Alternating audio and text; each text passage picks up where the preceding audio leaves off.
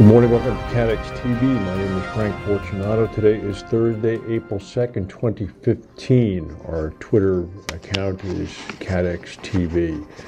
The terrorist group al-shabab has attacked a university in northeastern Kenya, killing at least 19 students already, going from room to room asking if they were Muslim or Christian. If they answered Christian, they were executed on the spot.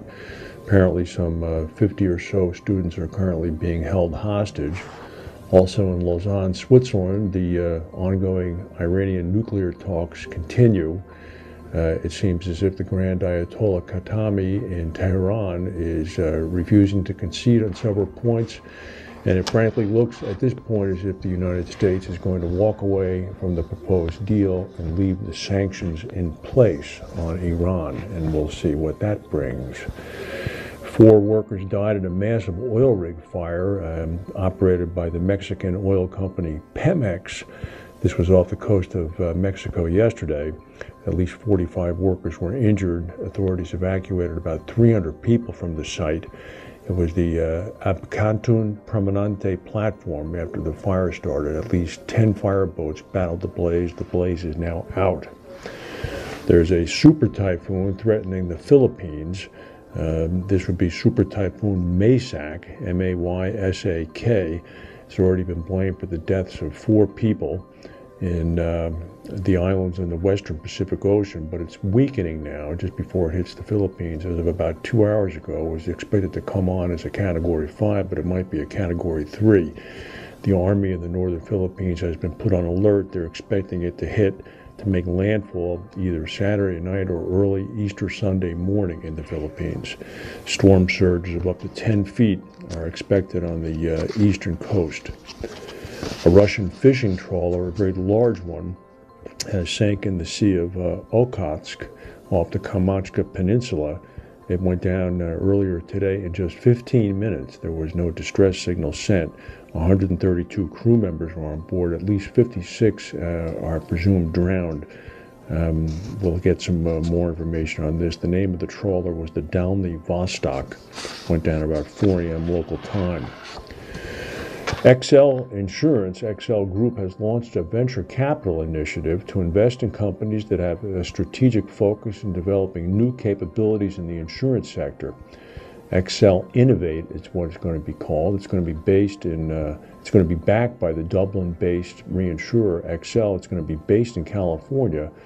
It's going to look to create partnerships outside of the traditional underwriting space to find ways to underwrite currently underinsured risks.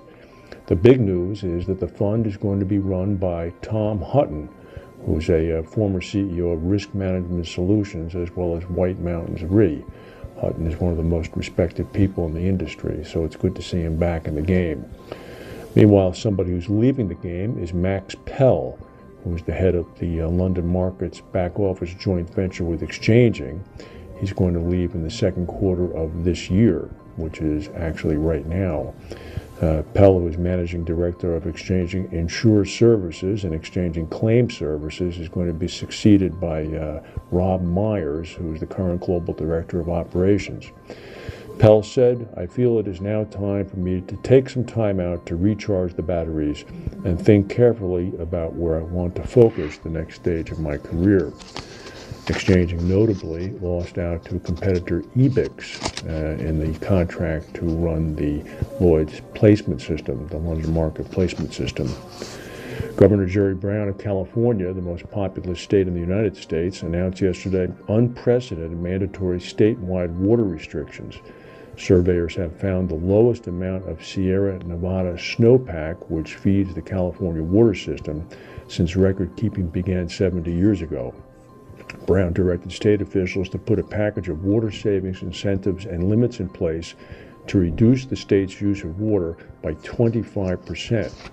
Some of the things that Brown's ban is going to affect are the watering of decorative grasses on public streets and medians statewide. College campuses, golf courses, cemeteries, and other large landscapes must cut the use of potable water by at least 25%. Local governments must replace 50 million square feet of lawns throughout the state. and a temporary statewide rebate program for consumers to replace old water-guzzling dishwashers and other appliances with more efficient ones. At least 5 states in Malaysia have been hit by the country's worst floods in decades, leaving at least 5 dead and about 100,000 homeless. The disaster prompted Malaysia's Prime Minister, Najib Razak, to cut short a U.S. vacation earlier today in order to deal with the disaster. Najib has come under fire for going on holidays in Hawaii, where he was seen golfing with President Obama, prompting him to release a statement saying that he would return to Malaysia tomorrow and head straight to the flood-ravaged Kelantan state to oversee relief efforts. There was a little seismic activity in the U.S. Yesterday. There was a 3.5 earthquake that struck earlier this morning near San Francisco in the inland East Bay area by San Ramon. It struck at about 12:06 a.m. this morning, 3:06 a.m. Eastern Time. There have been no reports of damage. There was also the granddaddy of them all, the New Madrid fault, woke up a little bit. A 4.0 quake struck yesterday afternoon. The epicenter was about 90 miles north of Memphis. It was felt in 4 states. Out in the central part of the United States, there have been no reports of any damage. This is Easter weekend coming up, and on Easter Sunday in the United States, the American baseball season will begin officially. It'll go on until probably Halloween, October 31st. That's the news for today. If we have any breaking news, we'll come back and tell you. Thanks for watching, and we'll see you tomorrow.